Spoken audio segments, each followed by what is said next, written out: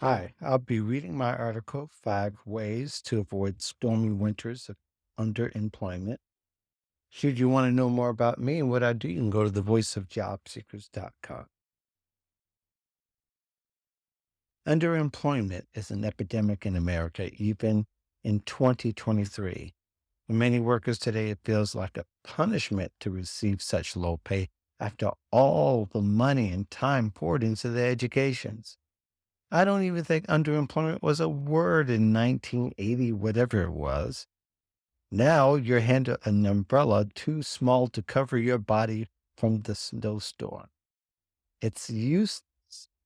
I had my period of underemployment, and though it was partially my fault, no one told me how much damage it would do to my self esteem.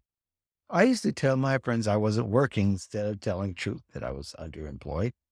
It was easier. But I was so young then and didn't know any better. One pay scale survey showed 46% of the respondents believed they were underemployed. Of those respondents, 76% said that they felt underemployed because they were not using their education or training.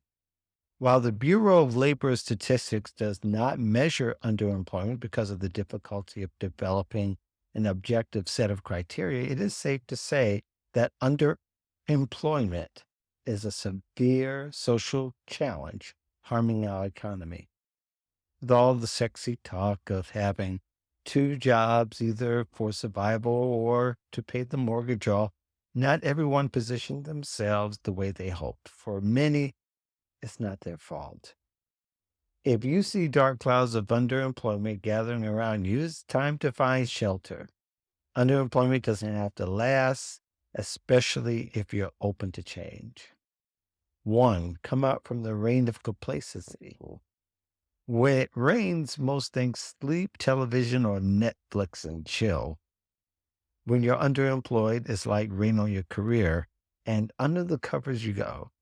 Going to work merely to exist without looking ahead towards thriving paves the way to becoming underemployed. So called professional development is often too comfortable. People are happy with the training, but never face the application afterward. People who thrive in their careers step out their comfort zones to develop skills and find new jobs. Two, find shelter from the storms of personal difficulties. Personal tragedies and difficulties can obscure your focus. The strongest among us can buckle under pressure of work, depression, or losing a loved one. Even coping with people who get undeserved promotions ahead of us could be difficult. We can all be resilient. And even when faced with emotional challenges that seem larger than they are, friends are there to let you, friends are there if you let them be. I let them in, and it motivated me to reach higher. You may have to allow friends to help where they can. Three, install snow tires to plow through the blizzards of rejection. The sting of rejection is the start of healing and progress. Too many build narratives around our emotions instead of gaining perspective on what they mean. Rejection can cloud your vision, but you don't have to feel hopeless for long. Knowing why you're getting rejected is the beginning of a new career perspective. I felt a double whammy when I was underemployed because it happened the same summer my girl broke off our relationship. The rejection became my incentive and the sting eventually subsided. It helps to feel immediately It helps to feel useful immediately after being rejected. If you lack skills, volunteer work can help you develop those skills. 5 to 10 hours a week of honing a craft can help you achieve great things. Joining volunteer boards is a significant plus in gaining expertise and adding credibility to your brand. Blogging is still a compelling and relevant way to add credibility to your brand while finding the right opportunity. 4, career development can ward off dark clouds on the horizon. If you wait too long, you will lose steam and find yourself behind on your journey. Training is like dog years. People who leverage new learning opportunities can do what it takes in 7 years in 1 year for those who ignore development. Part of critical thinking is anticipating what can go right or wrong. It's a learning process, but once you can see through the storms, you can reconfigure your actions.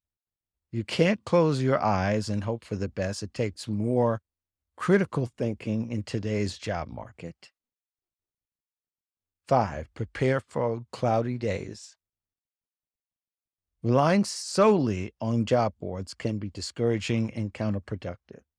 You can be proud of repeatedly clicking the submit button, but the wait is terrible. Even job leads from your network aren't always the most reliable.